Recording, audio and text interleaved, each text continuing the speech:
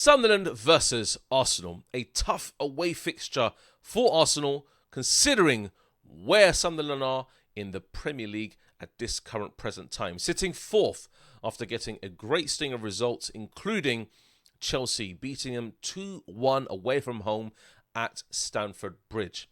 And they are doing incredible things in the Premier League, considering that they've just recently got promoted from the Championship also. So well done to Sunderland. But Arsenal, this is a must-win game for them. Arsenal fans, they're looking at that Liverpool and Manchester City match and saying to themselves, if there is any chance of a draw in that match, Arsenal will be making their very first step to becoming champions of the Premier League. This and much more I'll be talking about on today's Dave Talks Football.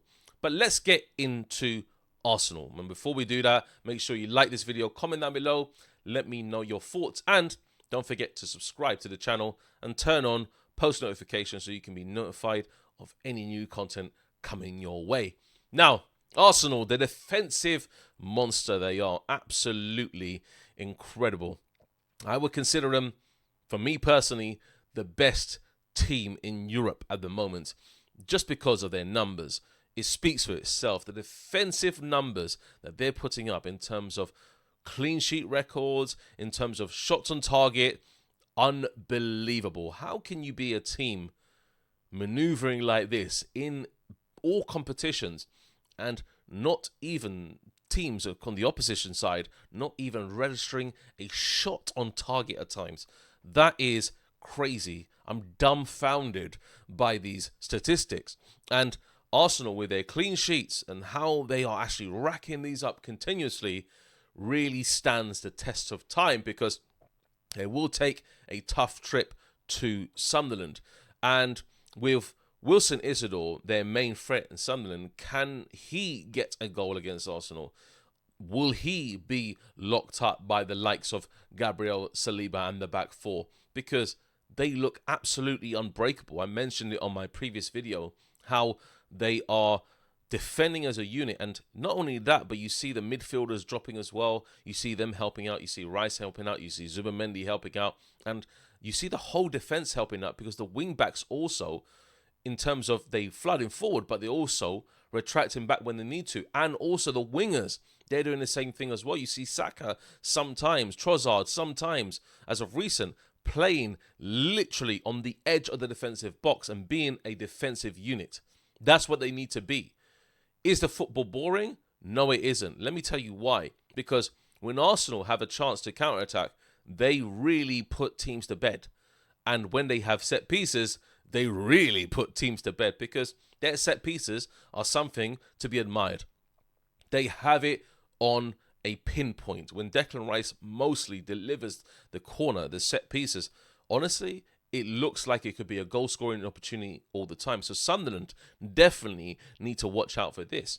And considering, obviously, their recent results and how they beat Chelsea, I think Sunderland will put up a great test, especially with Xhaka returning to, obviously, face Arsenal. It's not at the Emirates, but it will be in, I would say, his current home, not his previous home.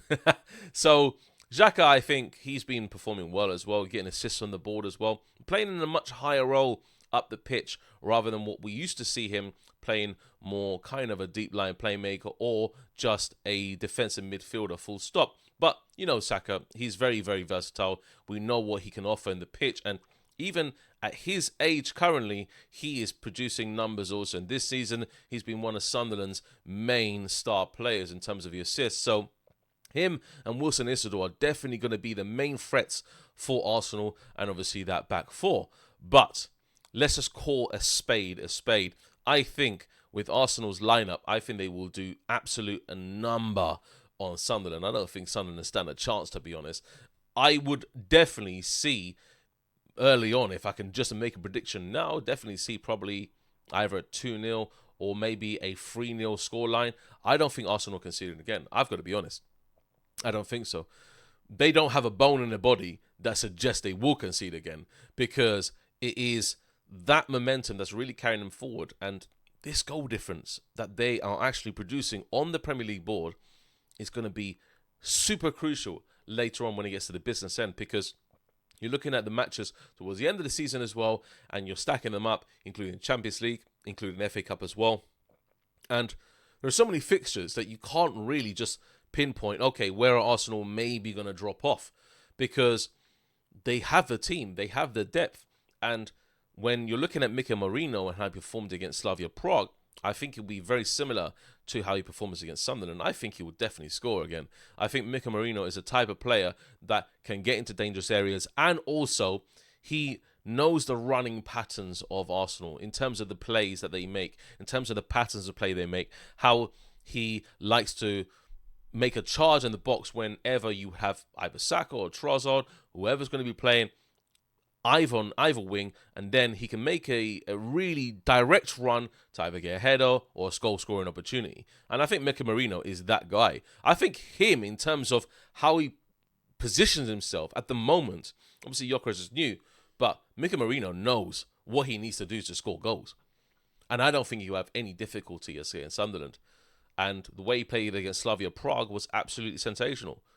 In terms of his hold-up play as well, in terms of how he feeds players in. He is just a very, very all-round target man.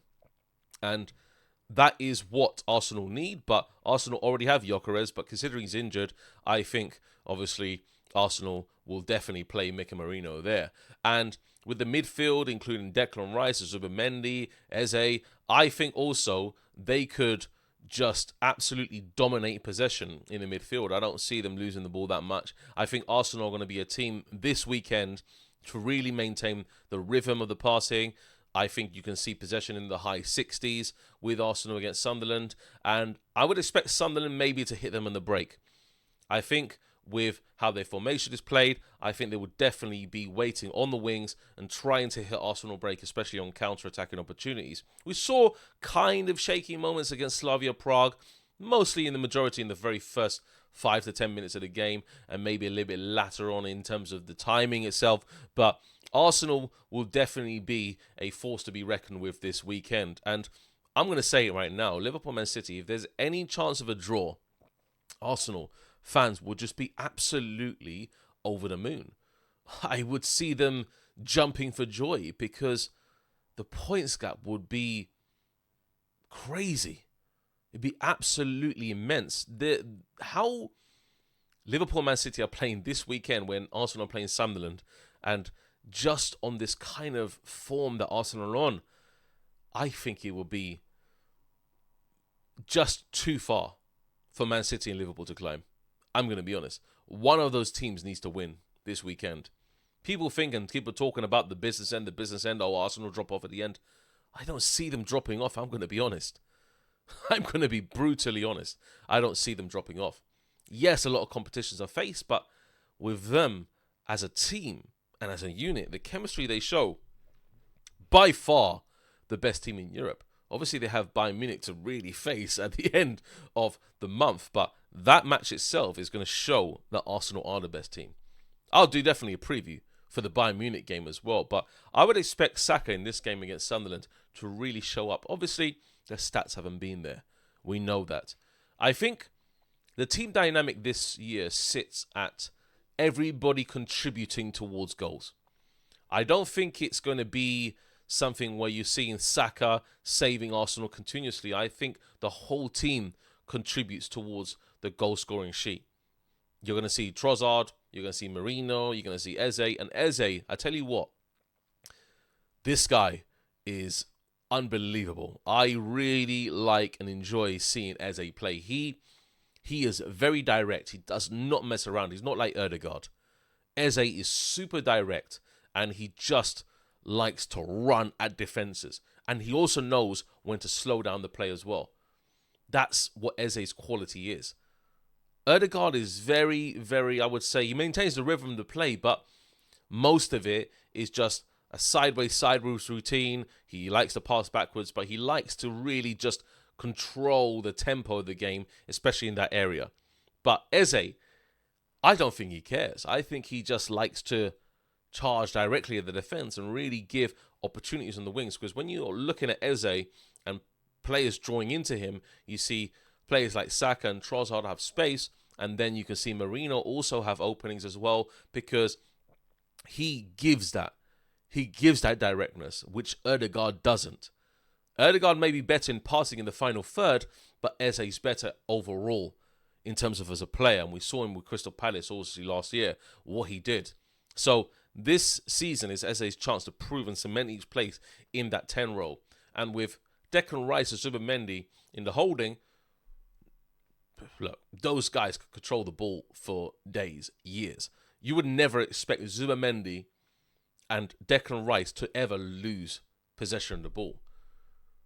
That's it. It's facts, because they are just that good. And Declan Rice allowing him now, with Zubimendi in addition, to be more of the box-to-box player, to be more of that 8 type fashion player, I think it does actually bode well for him, because he can make really good runs from the middle and actually carry the ball well past, obviously, midfield line, defensive line as well, and really make a stamp on the game himself. Because when he drives with the ball, Declan Rice, there's nothing stopping him. He is just immense. He just looks like a charging rhinoceros, I would call it, that nobody, because of his physical stature and his strength, no one can stop him.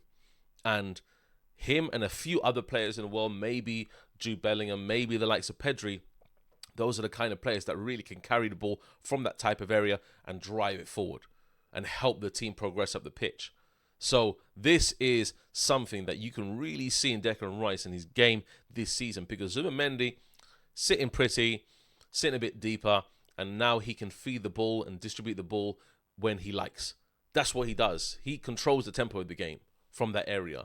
And then the defense. I can talk so much about the defense, honestly. I can.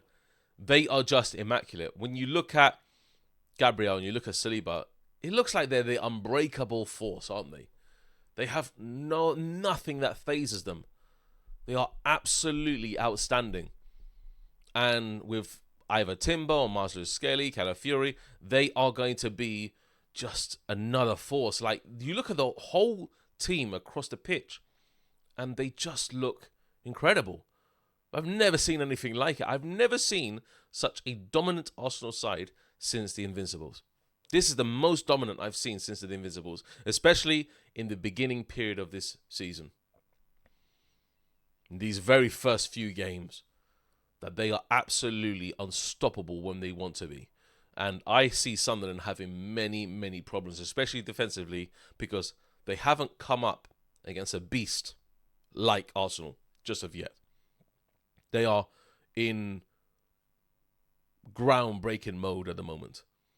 And Arteta is looking at this match as a chance to really gain a victory on Sunderland and really make his stamp also, because I think Arteta, he's looking very calm this season. He's not looking either hesitant or rattled or any of these kind of words that we use to describe Arteta. I think he's looking very calm and very precise, because he knows he has the players, he knows he has the team, and he knows that he can get the victory, especially against Sunderland. I expect, looking at this, like I said before, a 2-3-0 victory for Arsenal. I don't see anything less than that. I think they are going to absolutely piece up Sunderland big time. And Sunderland are going to not know what hit them. And especially considering if they get corners, Arsenal, it's game over. The amount of set pieces they scored this year is unbelievable. And I think Sunderland could be another team that will have a tendency to leak goals in this area. But let me know your thoughts, obviously, on this match, guys. Arsenal versus Sunderland, obviously, and Liverpool versus Man City. I'm going to touch on that a little bit. I think Liverpool, after the domination against Real Madrid, my team, hey, I think Liverpool are going to be, they're going to be a very tough team to face against Man City. But let's just be honest, Haaland is Haaland. And I tell you what, that absolute monster is on a goal-scoring form. If he puts anything past Liverpool, Liverpool could crumble. But it can go in the reverse direction as well. Especially seeing how Florian Wirtz played against Real Madrid. Seeing how the midfield played against Real Madrid. Seeing the front line as well. Great. Connor Bradley, absolutely immense. So these players, they really need to do a number on Man City if they really want to stand a chance of clawing back the gap to Arsenal, because, well, Liverpool are third at the moment, so I could see them really clawing the back if they can get opportunities to. Because if they miss their opportunities, then Liverpool will falter very, very soon. Because Liverpool are a side that maybe not consistent, but Arsenal, I see them as consistent. They can claw it back if Arsenal drop points, if they draw. I don't think they'll be losing anytime soon. I've got to be honest, Arsenal fans. I don't see Arsenal losing anytime soon. And that bodes well, really well, for Arsenal itself. But guys, take care. That's been obviously Dave Talks Football for this morning. Have a obviously great day. Subscribe to the channel. Like this video, comment down below. And let me know your thoughts on the game. Put your score predictions, your predicted lineups. And we'll see you next time on another episode. Take care.